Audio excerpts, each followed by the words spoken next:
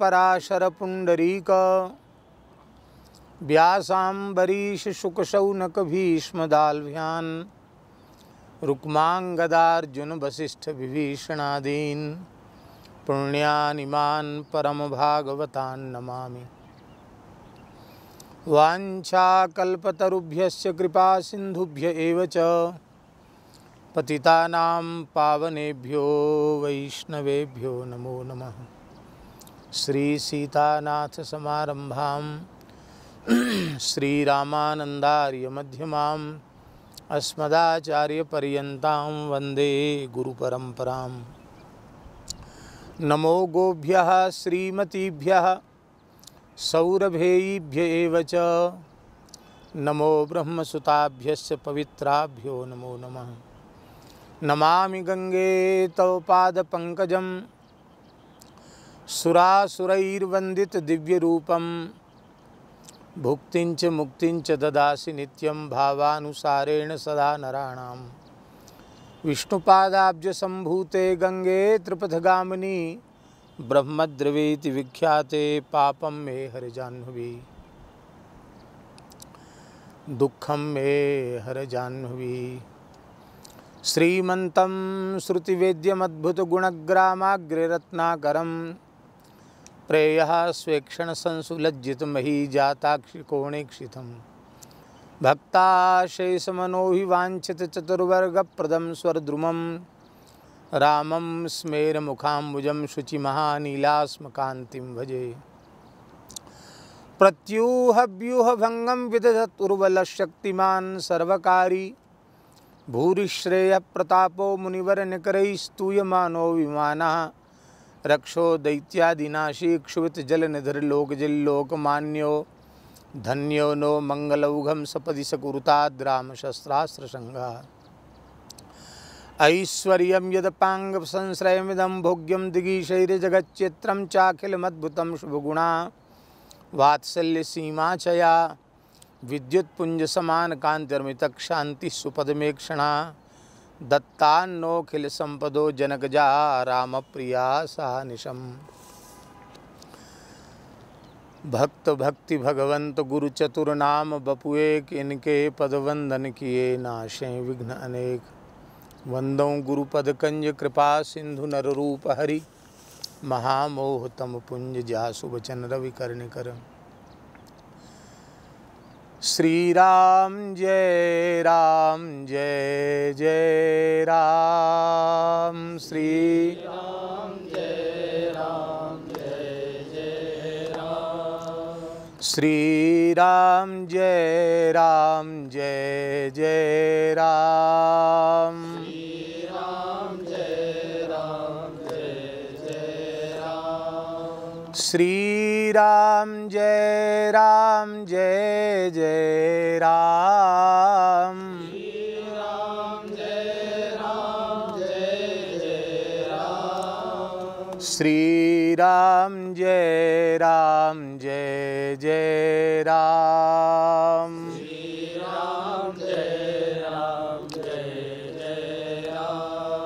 सीताराम जय सीताराम। सीताराम जय सीताराम। राधे श्याम जय राधे श्याम। राधे श्याम जय राधे श्याम। जय जय श्यामा जय जय श्याम। जय जय श्यामा जय जय श्याम। जय जय श्री वृंदावन धाम। जय जय श्री वृंदावन धाम। जय गौ माता जय गोपाल। जय गौ माता जय गोपाल। भक्त भक्तवत्सल प्रभु दीन दयाल, भक्तवत्सल प्रभु दीन दयाल। जय गौ माता जय गोपाल, जय गौ माता जय गोपाल। भक्तवत्सल प्रभु दीन दयाल, भक्तवत्सल प्रभु दीन दयाल। जय सिया राम जय जय हनुमान, जय सिया राम जय जय हनुमान। श्री गुरु रामानंद भगवान, श्री गुरु रामानंद भगवान। श्री राम जय जय राम, श्री राम जय जय राम। श्री वृंदावन बिहारी लाल की जय। श्री मलुक पीठ बिहारिणी बिहारी जी महाराज की जय। श्री खाक चौक बिहारिणी बिहारी जी महाराज की जय। श्री गोपीश्वर महादेव की जय। श्री अन्नपूर्णा माता की जय। श्री गिरिराज महाराज की जय। श्री सूरश्याम गोधाम की जय। श्री जड़खोर गोधाम की जय। श्री पथमेड़ा गोधाम की जय। श्री पहाड़ी बाबा भक्तमाली जी बद्री गोवंश संरक्षण संवर्धन केंद्र की जय। श्री उत्तर काशी मलुक पीठ की जय। त्रिभुवन पावनी पतित पावनी भगवती श्री भागीरथी गंगा की जय। श्री उत्तर काशी विश्वनाथ भगवान की जय। श्री अन्नपूर्णा माता की जय। श्री काल भैरव जी महाराज की जय। श्री उत्तर काशी के क्षेत्राधिदेवताओं की जय। श्री कंडार देवता की जय। श्री तुलसी महारानी की जय। सब संतन की जय। जगत गुरु श्रीमदाद्य रामानंदाचार्य भगवान की जय। जगत गुरु द्वाराचार्य श्री स्वामी मलुकदास जी महाराज की, सदगुरुदेव श्री पहाड़ी बाबा जी महाराज की, सदगुरुदेव श्री भक्तमाली जी महाराज की, सब संतन की जय। जय श्री राधे, जय जय श्री सीताराम, हर हर महादेव। हरिशरणम भक्तवांछा कल्पतरु भक्तवत्सल शरणागत वत्सल। भगवान श्री हरि की महती कृपा करुणा से परम पवित्र देवभूमि उत्तराखंड के श्री उत्तरकाशी क्षेत्र के इस परम पवित्र स्थल में, जहाँ गंगा जी उत्तरवाहिनी हैं, ऐसे पवित्र स्थल में भगवती श्री भागीरथी गंगा के तट पर विराजमान होकर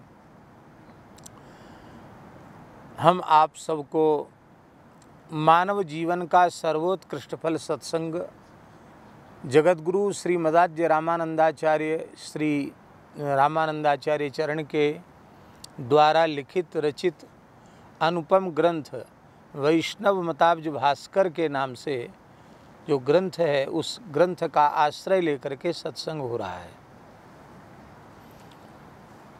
कल हम चर्चा कर चुके हैं कि ग्रंथ की चर्चा काफ़ी समय से चल रही थी, बीच में बाधित हुई, तो परसों ही मन में प्रेरणा जगी कि जो शेष ग्रंथ है उसको यहीं बैठकर गंगा जी की सन्निधि में पूर्ण कर दिया जाए। कल हमने जो चर्चा की थी केवल उस श्लोक को इसलिए उच्चारण कर रहे हैं क्योंकि उसको उच्चारण किए बिना आगे का क्रम स्पष्ट नहीं होगा। दानम तपस्तीर्थ निषेवणम जपो नश्चास्त्य हिंसा सदृशी शुभाकृति हिंसा मतस्ताम परिवर्जयेत् जनः सुधर्मनिष्ठो दृढ़धर्म वृद्धये। आचार्य चरण कह रहे हैं कि मनुष्य के कल्याण के प्रधान 4 साधन हैं। उनमें पहला साधन है दान,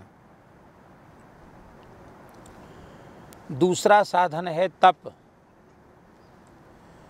तीसरा साधन है तीर्थ यात्रा और चौथा साधन है गुरु परंपरा से प्राप्त मंत्र का श्रद्धापूर्वक, निष्ठापूर्वक, विधिपूर्वक जप। इनकी विस्तृत व्याख्या दान की कल हो गई, तप की भी व्याख्या हो गई, तीर्थ यात्रा की विधि और तीर्थ यात्रा की भी व्याख्या हो गई, जप की चर्चा भी कर ली। एक विशेष बात यहाँ कही जा रही है कि मान लो किसी के जीवन में ये चारों हैं, किंतु उसने हिंसा का त्याग नहीं किया है, तो ये चारों साधन मिलकर भी उसके लिए कल्याणकारी सिद्ध नहीं हो सकेंगे। इसलिए नचास्त्य हिंसा सदृशी शुभाकृति, अहिंसा से बढ़कर के दूसरा कोई शुभ कर्म नहीं है। दान, तप, तीर्थ यात्रा, जप, ये सब साधन तभी सफल हैं जब मनवाणी क्रिया से हम अहिंसा धर्म में पूर्ण प्रतिष्ठित हो जाएं। मनवाणी क्रिया से किसी भी प्राणी को पीड़ा न पहुंचाना, प्राणी नहीं, उपनिषद का एक मंत्र है, उस मंत्र का अर्थ हम प्रस्तुत कर रहे हैं। उस उपनिषद के मंत्र में है कि व्यक्ति जिस जिस वस्तु पदार्थ को ब्रह्मातिरिक्त अनुभव करता है, अर्थात अचेतन रूप में देखता है, तो उस वस्तु में, पदार्थ में स्थित जो ब्रह्म है, जो परमात्मा है, वह उस व्यक्ति के पराभव के लिए शाप दे देता है।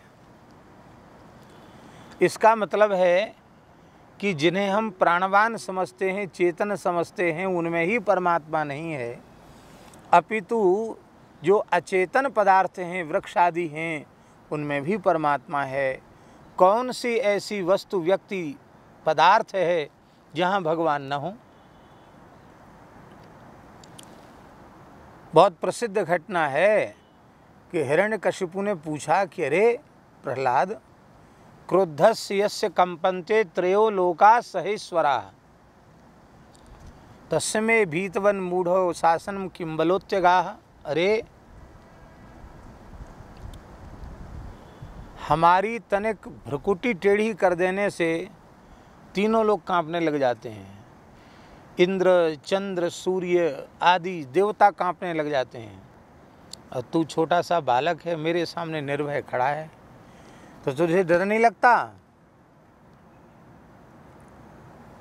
तो प्रहलाद जी ने कहा कि पिताजी, मुझे भय नहीं लगता।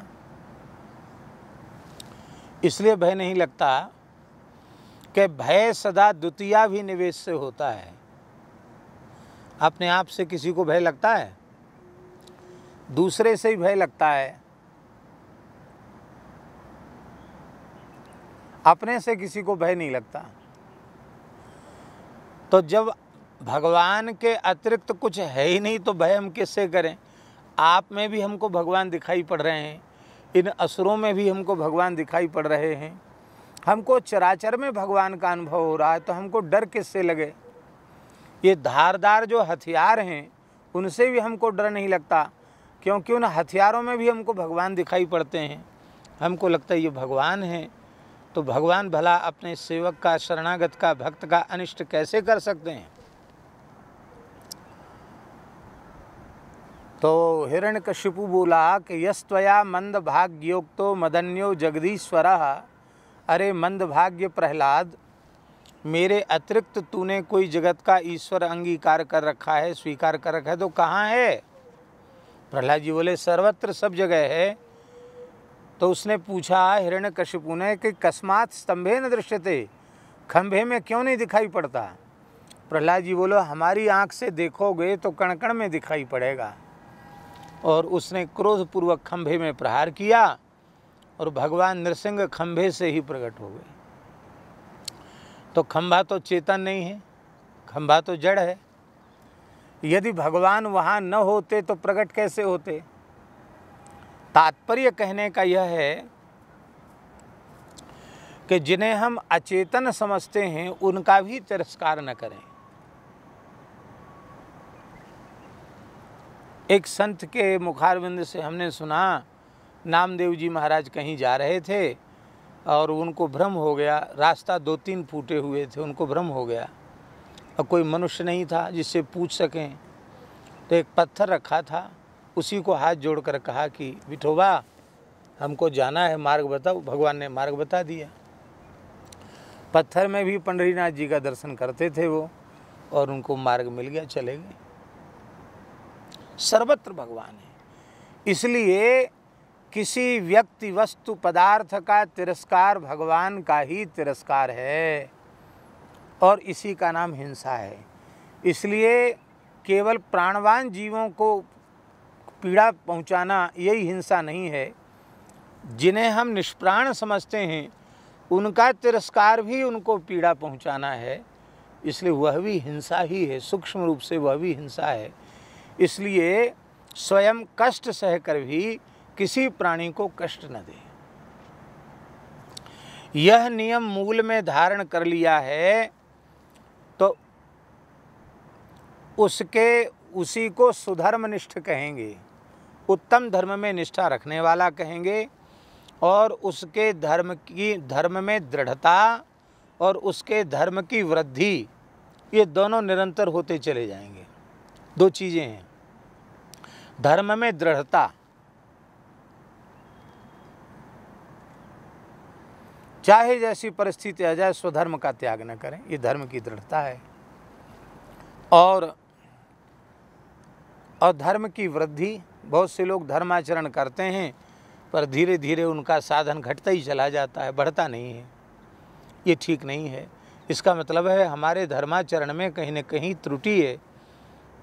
दृढ़ता हो और उसकी निरंतर वृद्धि हो तो समझना चाहिए कि हमारा धर्म ठीक अवस्था में है। तो ये चारों साधन करने चाहिए, दान भी करना चाहिए, तप भी करना चाहिए, तीर्थ यात्रा भी करनी चाहिए, जप भी करने चाहिए, लेकिन अहिंसा का मन वाणी क्रिया से पालन करना चाहिए। हिंसाम अतस्ताम परिवर्जयेत् जनः सुधर्मनिष्ठो दृढ़धर्म वृद्धये। अब कह रहे हैं इसी अहिंसा के संबंध में विशेष उसका व्याख्यान करते हुए आगे के श्लोक में श्री आचार्य चरण कह रहे हैं,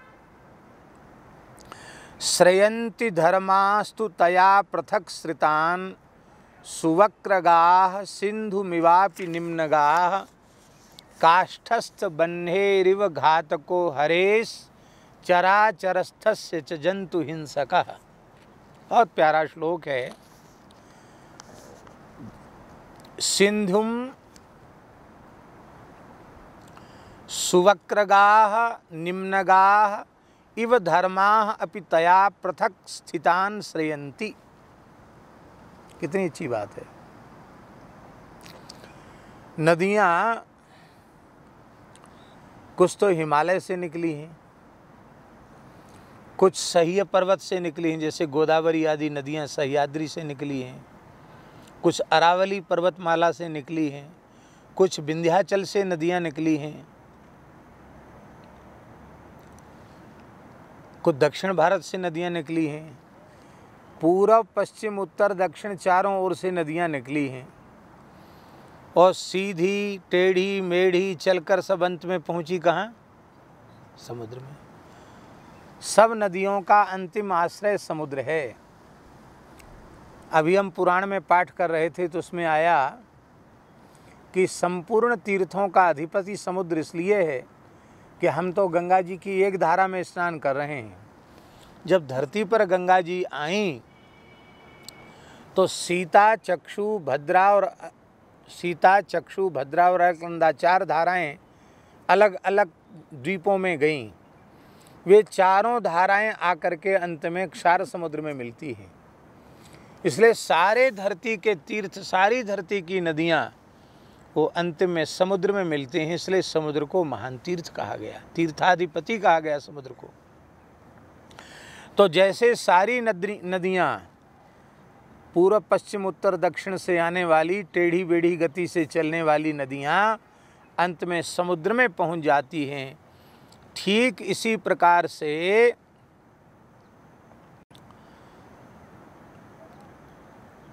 धर्माः, जो धर्म है ना, अपि तया पृथक स्थितान श्रेयन्ति। तया माने हिंसया, पृथक स्थितान श्रेयन्ति। हिंसा का जिन महापुरुषों ने त्याग कर दिया है, जिन भाग्यशाली धार्मिक जीवों ने हिंसा का त्याग कर दिया है, तो जैसे सारी नदियां घूम घाम करके टेढ़ी बेढ़ी और सब समुद्र में आकर मिल जाती हैं, ऐसे ही धर्म के जितने अंग हैं, धर्म के जितने लक्षण हैं, वे उस साधक के निकट अपने आप आ जाते हैं जिसने मन वाणी क्रिया से हिंसा का त्याग कर दिया है। अब आगे बोल रहे हैं,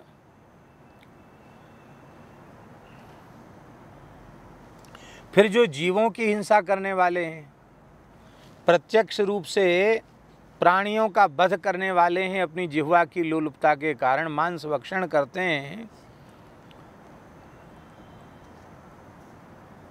उनके बारे में क्या कहा जाए?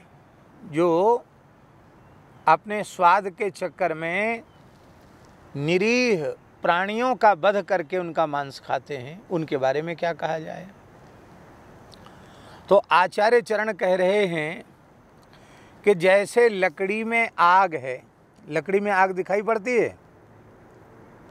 लकड़ी में आग तो नहीं दिखाई पड़ती, पर जब यज्ञ होता है तो अरणि मंथन होता है।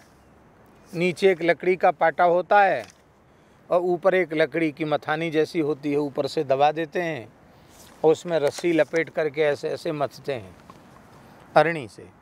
तो दो लकड़ियों की रगड़ से अग्नि पैदा हो जाती है। सैमल की रुई उसके पास रखते हैं, उसमें चिनगारी निकलती है और वो रुई जलने लग जाती है, फिर उसी से यज्ञ होता है। तो आपने दिया सलाई से तो जलाया नहीं और किसी साधन से अग्नि वहाँ लगाई नहीं, केवल दो लकड़ियों की रगड़ से अग्नि पैदा हो गई। तो अग्नि वहाँ थी तब न प्रकट हुई, लकड़ी में आग न होती तो प्रकट होती क्या? इसका आशय यह है कि जैसे काष्ठ में अग्नि व्याप्त है, इसी प्रकार से परमात्मा चराचर में व्याप्त है। इसलिए किसी भी प्राणी की हिंसा करना परमात्मा की ही हिंसा करना है,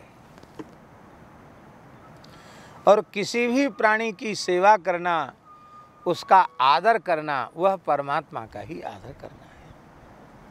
किसी प्राणी का तिरस्कार न किया जाए, किसी प्राणी को पीड़ा न पहुंचाई जाए। इसलिए काष्ठस्थ बन्हेरिव घातको हरेश चराचरस्थस्य च जंतु हिंसकः चराचरस्थस्य हरेह घातकः। चराचर में विद्यमान श्री हरि का वह घातक है। श्री मलुकदास जी महाराज, उन्होंने अपनी वाणी में अहिंसा के ऊपर बड़ा जोर दिया। वे कहते हैं कि प्राणियों की हिंसा तो करो ही मत,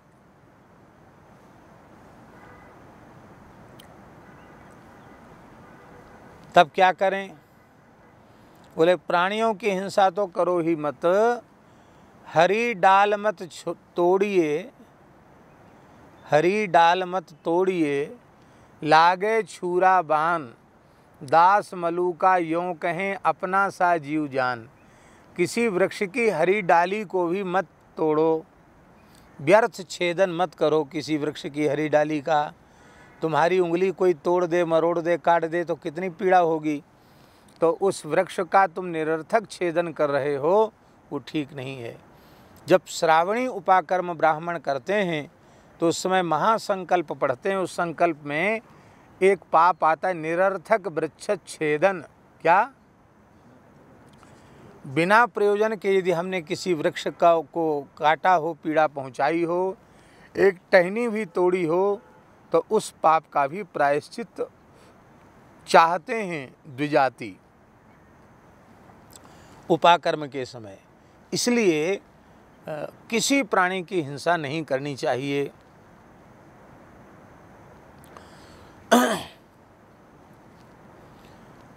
अहिंसक धर्मात्मा है और हिंसक कभी धर्मनिष्ठ हो नहीं सकता। एक बात प्रसंगवश हम कह दें, आप लोग अन्यथा नहीं मानना। हमारे गुरुदेव पहाड़ी बाबा महाराज कहते थे कि उत्तराखंड की भूमि इतनी पवित्र है कि यहाँ रहकर कोई थोड़ा भी साधन करे तो वह आवागमन के चक्र से छूट जाएगा, मोक्ष को प्राप्त करे। कुछ करना नहीं पड़ेगा उसको, थोड़ा साधन करे, बस पड़ा रहे कहीं गंगा यमुना जी के किनारे, राम राम करता रहे, बस किसी को पीड़ा न पहुँचावे, बस इतने से उसका काम हो जाएगा। पहले भले ही उसने बड़े ही कोई अपकर्म उससे बन गए हों, लेकिन वो तीर्थ यात्रा करता हुआ आवे फिर यहाँ पड़ जाए, उसका कल्याण हो जाएगा। थोड़े साधन में कल्याण हो जाएगा। और बोले यहाँ जिनका जन्म हुआ है पहाड़ में, देवभूमि है, ऋषि भूमि है, सारी भूमि ही महान तीर्थ है। आज भी यहाँ देवता, यक्ष, गंधर्व, किन्नर ये सब निवास करते हैं। बड़े बड़े ऋषि यहाँ आज भी निवास करते हैं। और महाराज जी कहते थे कि वहीं जन्म लिया और वहीं मरे, और मरने के बाद भूत बन गए। भूत क्यों बन गए? जो बाहर से आए उन्होंने भजन किया, वो तो भगवान के धाम को चले गए, मुक्त हो गए, और यहीं पैदा हुए और यहीं मरे भी। अब फिर भी इतनी पवित्र भूमि में प्राण त्यागने के बाद भी भूत प्रेत बन गए, या सुअर, कुत्ते, गधे आदि की योनि में चले गए, 84 के चक्र में चले गए। ऐसा क्यों? तो कहते थे यही इसी का नाम है भगवान की प्रचंड माया। बोले यहाँ रहने वाले हिंसा का त्याग नहीं कर पाते हैं, मद्य मांस का सेवन करते हैं, उसी पाप के कारण इनकी सद्गति नहीं होती है। तो कोई कहे कि भैया क्या करें, यहाँ तो मजबूरी है, इतनी ठंड में हैं, और यहाँ ना खाया पिया जाए तो लोग कैसे रहेंगे? तो महाराज जी कहते थे ऋषि मुनियों को देख लो वो कैसे रहते हैं। अभी भी अलक्षित भाव से कितने ऋषि हैं जिनको हम अपनी आँख से नहीं देख पा रहे हैं, वो केवल पवित्र वायु का आहार कर कर के रह रहे हैं, कुछ नहीं। यहाँ की वायु बहुत पवित्र है उत्तराखंड की, उस वायु को ही पी कर के प्राण धारण किए हुए हैं। सत्य घटना है वृंदावन की। हमारे पूज्य गुरुदेव तृतीय पहाड़ी बाबा महाराज, वे खाक चौक मंदिर में पुजारी थे उस समय। महाराज के गुरुदेव भगवान विराजमान थे। तो ठाकुर जी की शयन करा के, गर्मी का समय था, जमुना जी के किनारे चले, वहीं जमुना जी थी। तो जहाँ इस समय मेहंदी अखाड़ा है, निर्वाणी अखाड़ा जिसको मेहंदी अखाड़ा कहते हैं, वहाँ मेहंदी के पेड़ बहुत लगे थे, इसलिए लोग उसको मेहंदी अखाड़ा कहते। वैसे पंचरामानंदी निर्वाणी अखाड़ा है। वहीं से सट कर के ये बात लगभग 80-90 साल पुरानी बात होगी। तो वहीं से यमुना जी का प्रवाह चलता था, और यमुना जी में बड़ा निर्मल जल था। तो गर्मी के हिसाब से महाराज जी यमुना जी के तट पे चले गए, ठाकुर जी को शयन करा के वहीं माला फेरेंगे।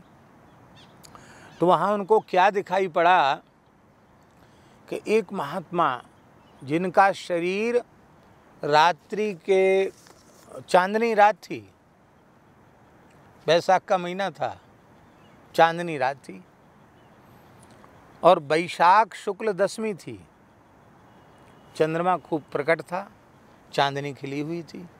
उस चांदनी में भी उनका शरीर ऐसा चमक रहा था जैसे दूसरा चंद्रमा धरती पर उतर आया, ऐसा प्रकाश उनके शरीर से निकल रहा था। श्वेत जटा थे, श्वेत दाढ़ी थी, और अस्थि मात्र शरीर था, शरीर केवल हड्डी हड्डी ही था, उस पर कहीं मांस वगैरह नहीं दिखाई पड़ रहा था, बस हड्डी और ऊपर से चमड़ी चिपकी हुई है, गौरवर्ण।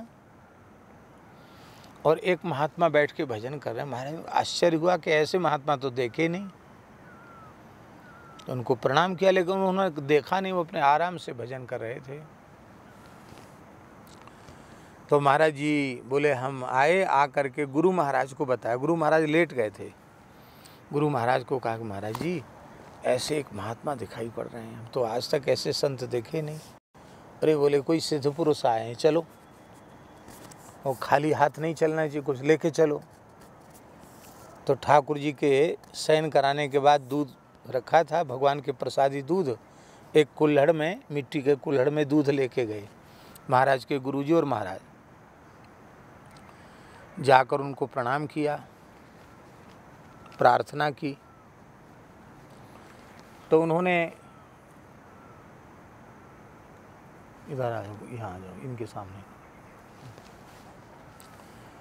तो उन्होंने कहा, महाराज जी के गुरुजी ने पूछा कि महाराज आज के पहले तो हमने कभी आपका दर्शन किया नहीं, आप कहाँ से पधारे हैं, कोई सिद्ध पुरुष दिव्य पुरुष मालूम पड़ते हैं, आपका हम परिचय जानना चाहते हैं। उन्होंने बड़ी मंद्र स्वर में कहा, बच्चा मैं यमुनोत्री में निवास करता हूँ। कहाँ?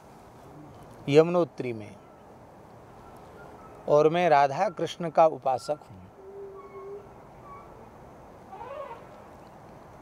महाराज आपकी आयु क्या है?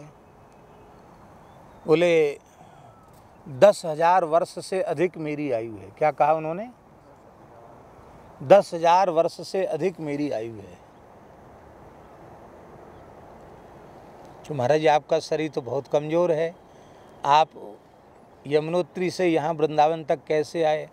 बोले मैं अपने संकल्प से यहाँ आया हूँ। मैंने जहाँ संकल्प किया मैं वहाँ पहुँच सकता हूँ, तो संकल्प से बल से यहाँ आया हूँ। महाराज यहाँ किस लिए आए हैं? बोले देखो साधन भूमि उत्तराखंड है, फल भूमि वृंदावन है, ये राधा कृष्ण का दिव्य निकुंज है, तो मैं यहाँ अपने देह त्याग करने के लिए आया हूँ।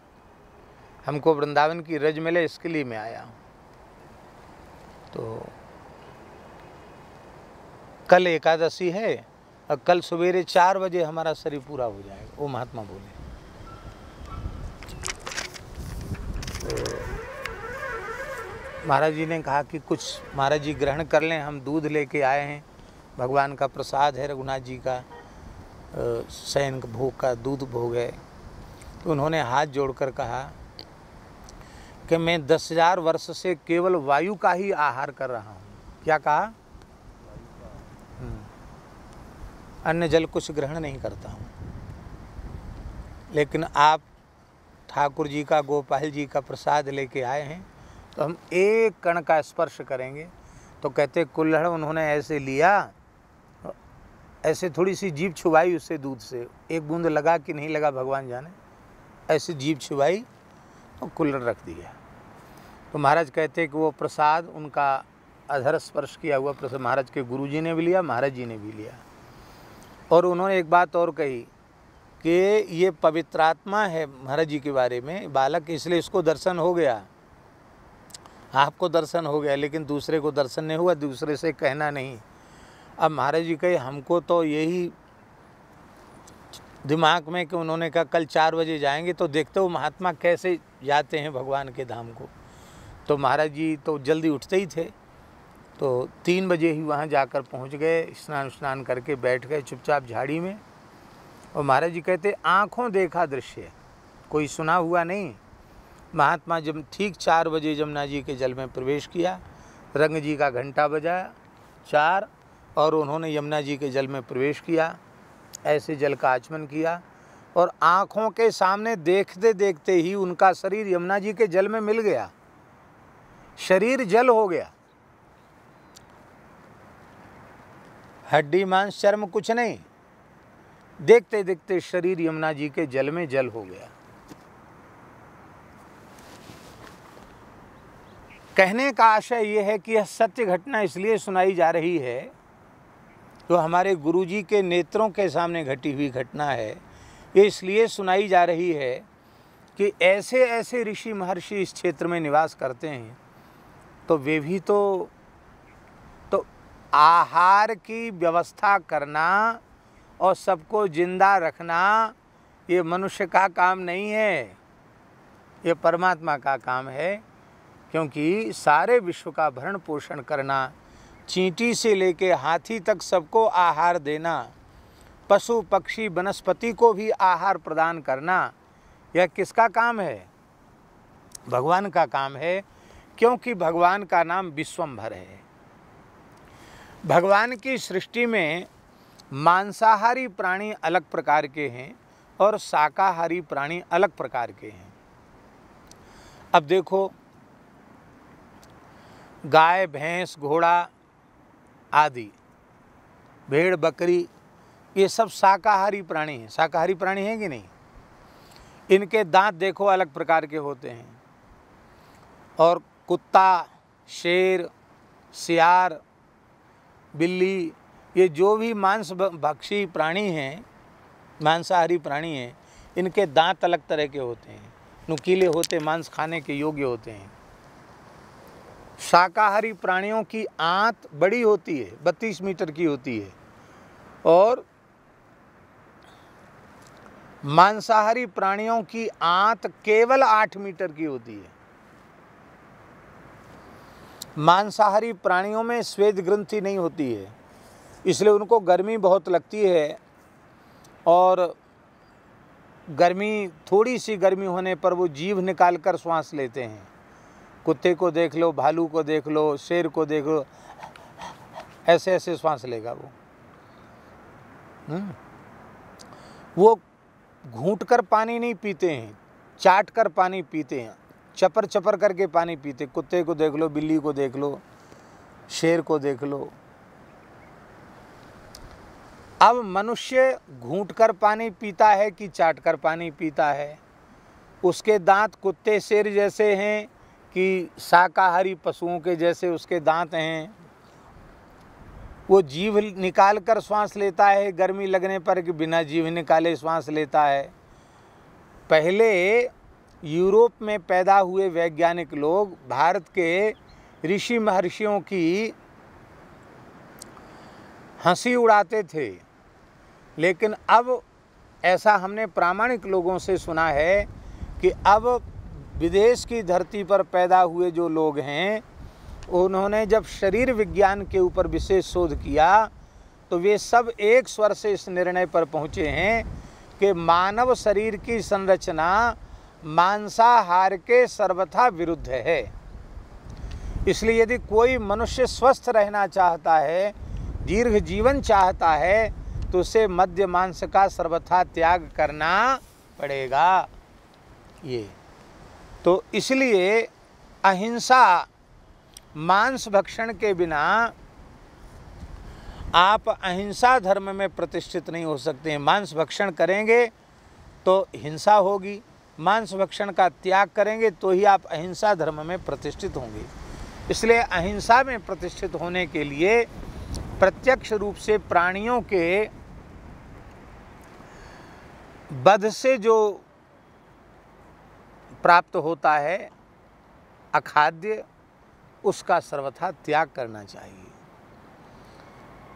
तब एक प्रश्न और उठा, बोले भाई त्याग तो करेंगे, लेकिन उड़ीसा बंगाल वगैरह के जो लोग हैं वो तो मछली को तो मांस ही नहीं मानते हैं, मछली को मांस नहीं मानते।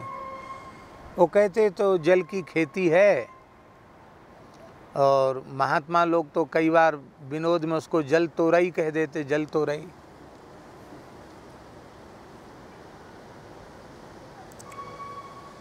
एक व्यक्ति हमको दिखाई पड़े, बंगाल की बात है, वेशभूषा से वैष्णव दिखाई पड़ रहे थे। तो हमने कहा कि ये तो वैष्णव हैं, ये तो नहीं खाते होंगे। बोले उनको बुला के पूछ लो, कचड़ा पड़ा की बात है। उसको बुला के हमने पूछा तो वो बोले कि नहीं नहीं ठाकुर, मैं मांस नहीं खाता हूँ, बंगला में बोला मैं मांस नहीं खाता हूँ। तो वो हमारे पास में बैठे थे, उन्होंने कहा पूछो मछली, हाँ मछली खाता हूँ, मांस नहीं खाता हूँ। जब से वैष्णव हुआ हूँ तब से मांस खाना छोड़ दिया, मछली खाना नहीं छोड़ा। मछली मांस नहीं, हाँ मछली नहीं, वो तो हमारा आहार है, वो मांस थोड़ी है। वो तो भात उसी के साथ मिला के खाते हैं, उसी का झोल रहता उसी का। तो ये आप नहीं कह सकते हैं, इसलिए हम बोल रहे थे कि वहीं ठीक था, है ना। यहाँ कब भगवान ऊपर से बरसने लग जाए कोई पता है। तो जलस्थलोत्पन्न शरीर हिंसया, बहुत ध्यान से सुने, जलस्थलोत्पन्न शरीर हिंसया विवर्जयेन मांस मुदारधि सदा, उदारधि सदा मांसम विवर्जयेत। उदार चित्त वाले प्राणी का कर्तव्य है, धर्मात्मा मनुष्य का कर्तव्य है कि वह मांस का सर्वथा त्याग करे। महाभारत का एक श्लोक है, इतना बढ़िया श्लोक है कि प्रत्येक मनुष्य को याद कर लेना चाहिए, इतना अच्छा श्लोक है। भीष्म पितामह युधिष्ठिर को मांस शब्द का अर्थ समझा रहे हैं। मांस भक्षयते यस्मात् भक्षयिष्ये तमप्यहम् एतन मांसस्य मांसत्वमनुबुध्यस्व भारत। मांस शब्द में दो संस्कृत शब्द है मांस, और उसमें दो हैं, माम सह, क्या माम सह, माम माने मुझे, सह माने वह। जब कोई व्यक्ति मांस खाता है तो जिस प्राणी का मांस है उस प्राणी का जीवात्मा कहता है कि माम माने मुझे, सह माने वह मुझे खा रहा है तो मैं भी उसे छोड़ूंगा नहीं, मैं भी उसे जरूर खाऊंगा। तो उसने जितने प्राणियों का मांस खाया है उतनी बार उसको उन योनियों में जाना पड़ेगा और ऐसे ही वो खाया जाएगा। अंडा खाने वाले को उतनी बार अंडा बनना पड़ेगा, जितने अंडे खाएं उतनी बार अंडे की योनि में जन्म लेना पड़ेगा। तो इसलिए मांस नहीं खाना चाहिए, चाहे जल से उत्पन्न प्राणी की हिंसा हो, अथवा स्थल में उत्पन्न प्राणी हो, अथवा आकाशचारी पक्षी आदि, माने जलचर, थलचर और नभचर, ये तीनों प्रकार के प्राणियों के मांस का त्याग करना चाहिए। ऐसा नहीं कि उड़ीसा बंगाल है तो कोई बात नहीं है, वहाँ तो मछली तो चलेगी, ऐसा नहीं, ये नहीं है। दया परोधो गति हेतु रूपया चिराय लभ्यम भवभी निवृत्तये। कहते हैं जो दया परायण हैं, उदार बुद्धि वाले हैं, वो इस जन्म मृत्यु के चक्र से छूटने के लिए जो अधोगति की ओर ले जाने वाली हिंसा है उस हिंसा का त्याग कर देते हैं। मनुष्य को पतन की ओर हिंसा ही ले जाती है, इसलिए हिंसा का त्याग कर देते हैं। जल में उत्पन्न प्राणी, स्थल में उत्पन्न प्राणी अथवा पक्षी आदि प्राणी, किसी भी प्राणी की हिंसा नहीं करते हैं, और हिंसा से लभ्य जो मांस है उसका सदा सर्वदा के लिए त्याग कर देते हैं, उसको कभी ग्रहण नहीं करते हैं। तब आप कहेंगे कि भाई परम प्रमाण तो वेद है, ये तो एक वैष्णव धर्म के आचार्य हैं और वो अपने मन से ये बात कह रहे हैं, क्या वेद इसका समर्थन करता है? तो वेद भगवान कह रहे हैं तैत्तिरीय संहिता में, न मांसमश्नीयात्, वेद भगवान क्या किया है, क्या न मांसमश्नीयात्, कभी मांस मत खाओ, मांस नहीं खाना चाहिए, ये वेद भगवान आज्ञा दे रहे हैं।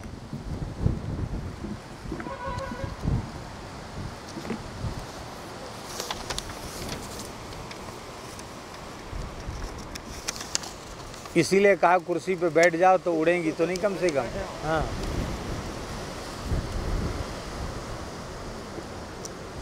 इसलिए संसार बंधन से जो मुक्ति चाहता है उसको अतिशीघ्र मांस खाना त्याग देना चाहिए।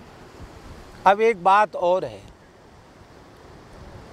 बड़ी महत्वपूर्ण बात है और उसको बड़े ध्यान से सुनना भी चाहिए, समझना भी चाहिए। कहीं कहीं अग्निहोत्र धर्म का पालन करने वाले श्रौत यज्ञ परायण महानुभाव हिंसा का प्रबल समर्थन करते हैं और उनका कहना है कि वैदिकी हिंसा हिंसा न भवति, वैदिकी हिंसा हिंसा नहीं होती है। और वो हिंसा भी माने पशु बलि का भी समर्थन करते हैं और इसके बाद फिर उसके अमुक अमुक अमुक अंश का भक्षण भी करते हैं और उस भक्षण में पाप नहीं मानते हैं। हम किसी की निंदा, किसी का खंडन मंडन करने नहीं बैठे हैं। हमें श्रौत विषय का ज्ञान नहीं है, हम उसके विद्वान नहीं हैं, तो जब हमें उस विषय का ज्ञान नहीं है तो उसके संबंध में हमको टीका टिप्पणी करने का अधिकार नहीं है। इसलिए जिन महाभावों की जहाँ निष्ठा हो, जैसी निष्ठा हो, वे अपनी निष्ठा के अनुरूप, अपने विचार के अनुरूप कार्य करें, उनके प्रति हमारा कोई आग्रह भी नहीं है। किंतु हमारे लिए तो हमारे पूर्वाचार्य चरण की वाणी ही प्रमाण है, ऐसा मानकर हमें अपने आचार्य चरण की वाणी को प्रमाण मानना चाहिए और उसी के अनुसार हमें चलना चाहिए। अब देखिए, महाभारत में धर्मराज युधिष्ठिर से यक्ष ने पूछा,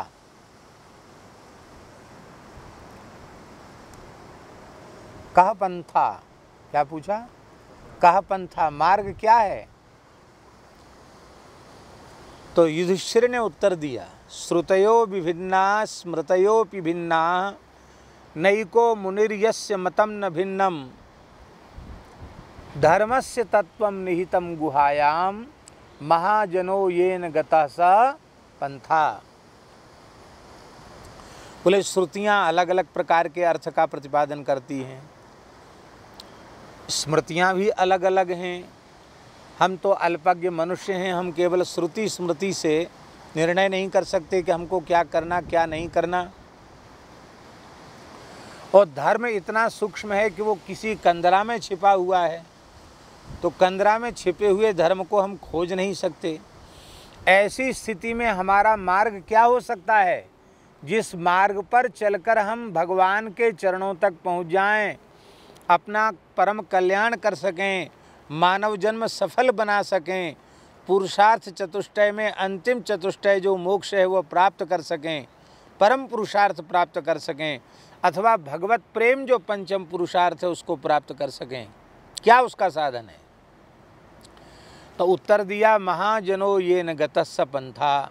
महापुरुष जिस मार्ग पर चल कर गए हैं, श्री ध्रुव जी, प्रहलाद जी, अम्बरीश जी, महान भगवान के भक्त हैं, श्री रामानंदाचार्य जी, श्री शंकराचार्य जी, श्री मध्वाचार्य जी, श्री विष्णु स्वामी आचार्य जी, श्री वल्लभाचार्य जी, श्री चैतन्य महाप्रभु जी, श्री रामानंदाचार्य जी, श्री मलुकदास जी, कबीरदास जी, तमाम संत हैं।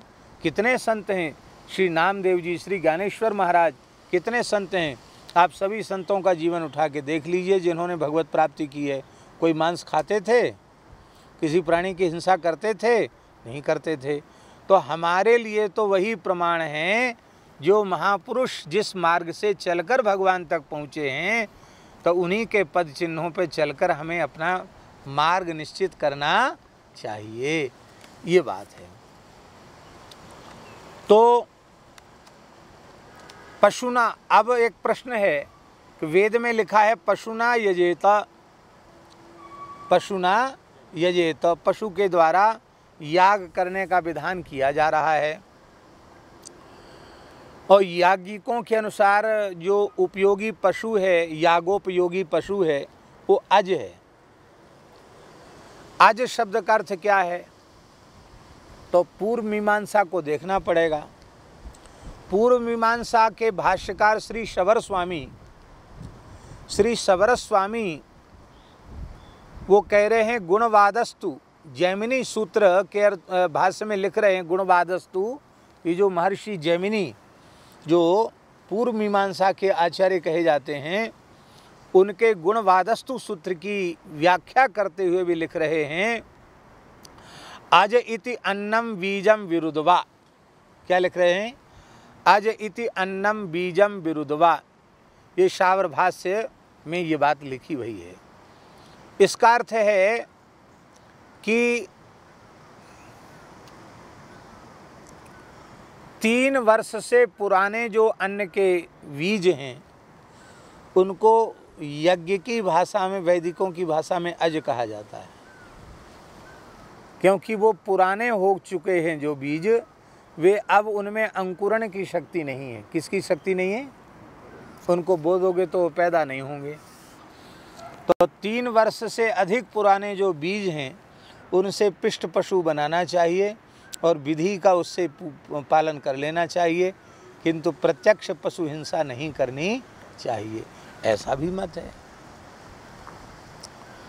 और महाभारत के शांति पर्व के 337वें अध्याय में 4-5वें श्लोक में तो भगवान व्यास ने स्पष्ट कहा है, ऋषय ऊचुः, धर्म का जहाँ निर्णय किया जा रहा है वहाँ ऋषियों ने कहा है, बीजैर यज्ञेषु यष्टव्यम इति वै वैदिकी श्रुति।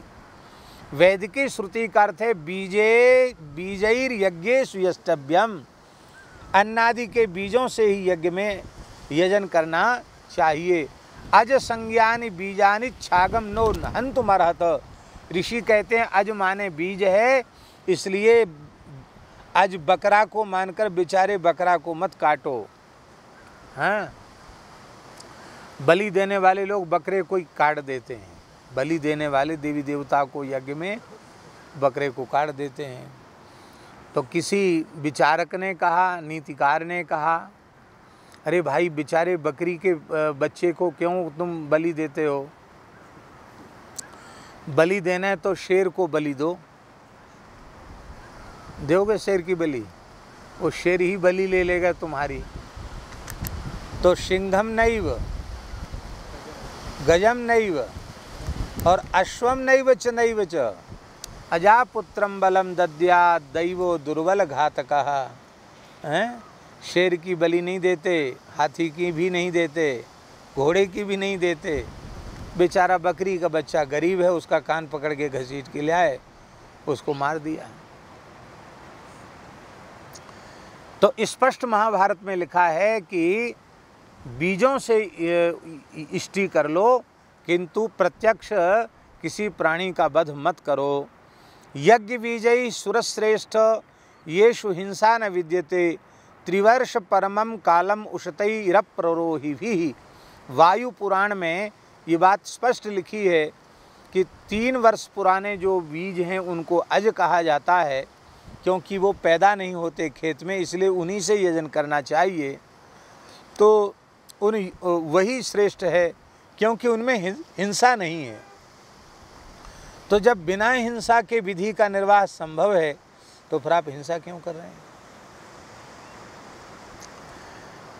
मत्स्य पुराण में भी लिखा है, यज्ञ बीजई सुरश्रेष्ठ त्रिवर्ष परमोषितई, उसमें भी लिखा हुआ है यज्ञ बीजई सहस्राक्ष त्रिवर्ष परमोषितई एस धर्मो महान शक्र महान महागुण फलोदया। ये महाभारत के शांति पर्व में लिखा है। ऋषि कह रहे हैं, हे देवराज इंद्र, 3 वर्ष पुराने जो बीज हैं वह अज हैं, उनसे ही यज्ञ संपन्न कर लेना चाहिए, वेदाज्ञा का पालन कर लेना चाहिए, प्रत्यक्ष किसी प्राणी की हिंसा नहीं करनी चाहिए। महाराज जी, वाल्मीकि रामायण में बहुत से लोग वाल्मीकि रामायण की दुहाई देकर कहते हैं कि उसमें जो है हिंसा की बात लिखी हुई है, लेकिन हम वाल्मीकि रामायण के अरण्य कांड के 70वें सर्ग के 6ठे श्लोक का उदाहरण देना चाहते हैं।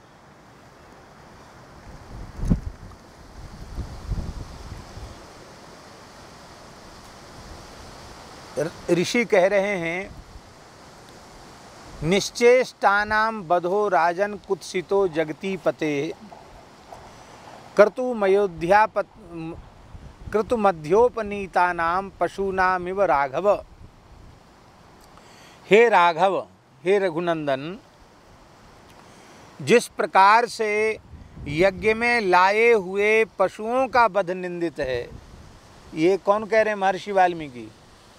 वह अरण्य कांड का प्रसंग है। बालकांड, अयोध्या कांड, अरण्य कांड। अरण्य कांड में ऋषि कह रहे हैं कि हे राजन रघुनंदन, जैसे यज्ञ में लाए हुए पशुओं का वध निंदित है, उसी प्रकार से राजा के लिए निश्चेष्ट प्राणियों का वध भी निंदित है। व्यर्थ में हिंसा नहीं करनी चाहिए। पशुवध की निंदा की गई है।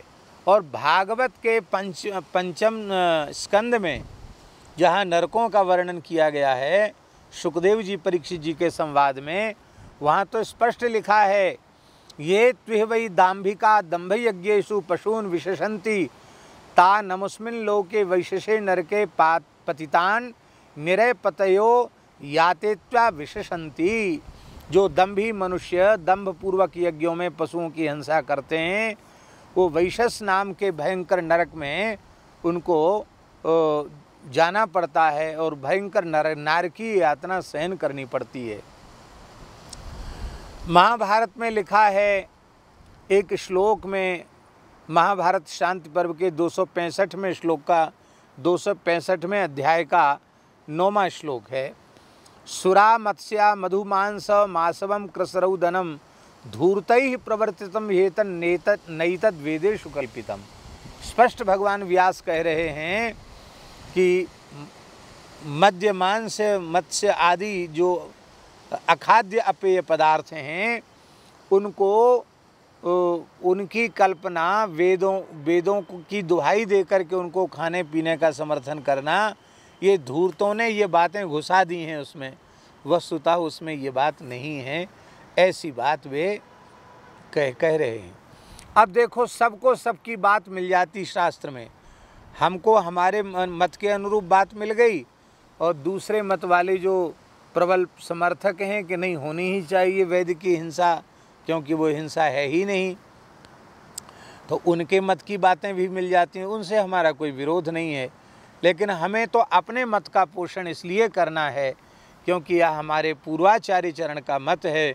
और वो मत का पोषण इसलिए आवश्यक है क्योंकि उसमें हमारी निष्ठा हो जाएगी, तो उसका लाभ ये होगा कि कभी हम अपनी निष्ठा से विचलित नहीं होंगे।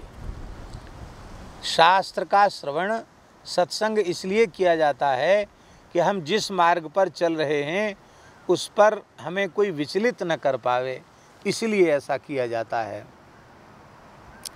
और महाराज जी, बहुत से लोग ऐसा कहते हैं कि क्षत्रियों को तो मांस खाने में कोई पाप नहीं लगता। बहुत से लोग होते हैं क्षत्रिय ठाकुर जो होते ना, अरे वो तो पहले से शिकार खेलते थे, मांस खाते थे, उनको मांस खाने में पाप नहीं लगता।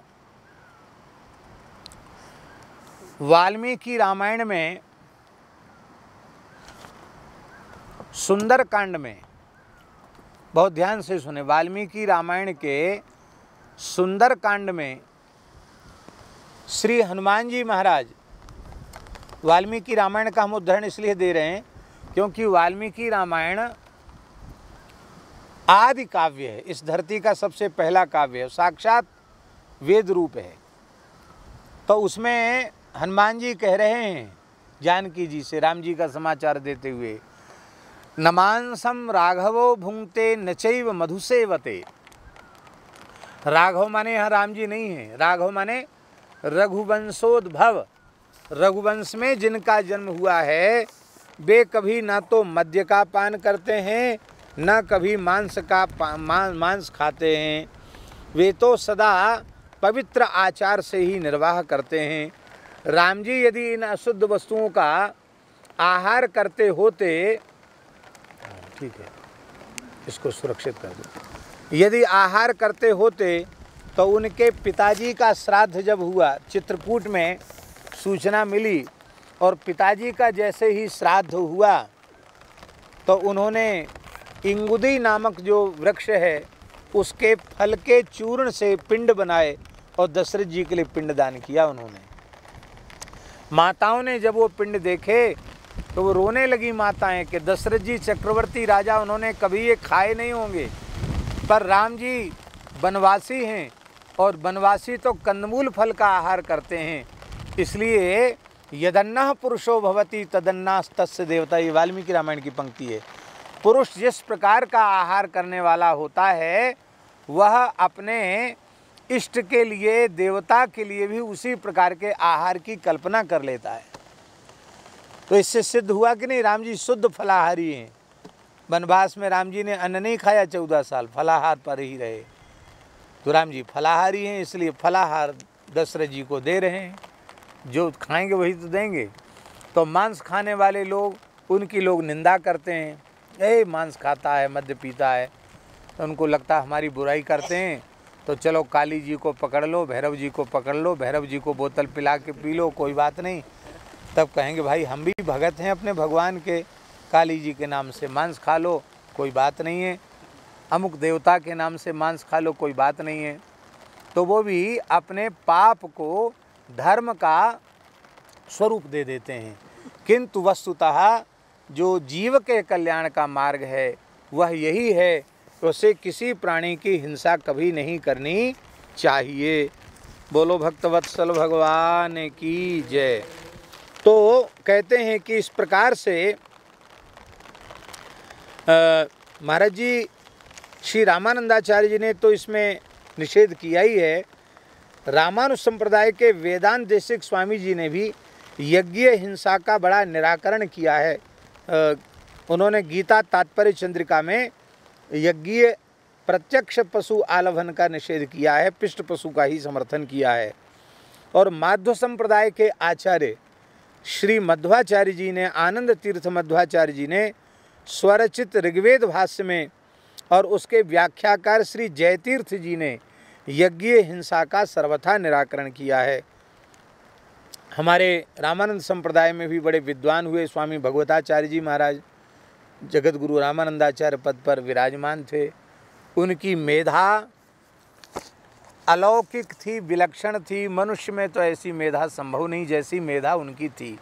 हमने दर्शन नहीं किया पर हमने सुना है।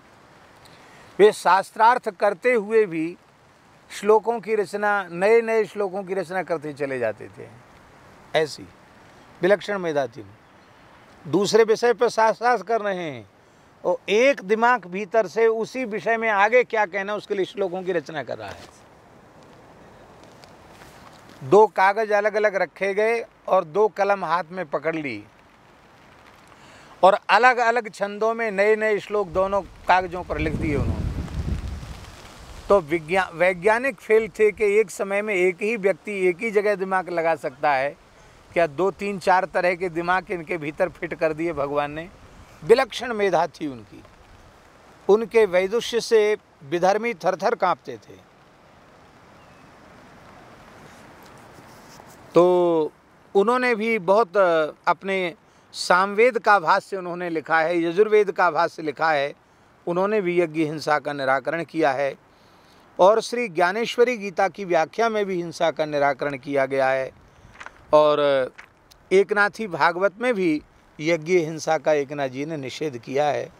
इस प्रकार से यह साधन है। वैष्णव का आचरण कैसा होना चाहिए, इस 116वें श्लोक तक की चर्चा हमने कर ली है। भगवत कृपा से कल हम 117वें श्लोक की और आगे भी जहाँ तक हो सकेगा 2-3 श्लोक जितने हो पाएंगे 1-1.5 घंटे में उनकी चर्चा हम करेंगे। और उसमें बड़ी सुंदर बात, अब यहाँ तक तो ये आचरण की बात आ गई। अब आगे वैष्णव को साधन क्या करना चाहिए इसकी चर्चा आरंभ होगी।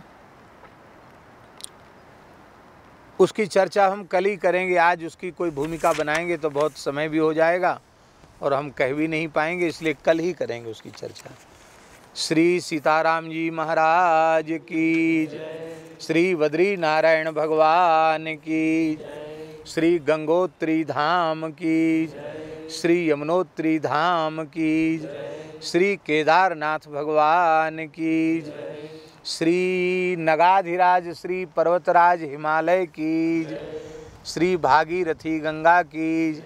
तुलसी महारानी की, श्री बद्री गाय की, श्री बद्री गौशाला की, श्री पहाड़ी बाबा जी महाराज की, श्री भक्तमाली जी महाराज की, सब संतन की।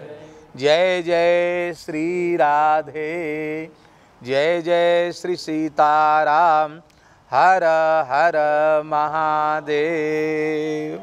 माई मेरे श्याम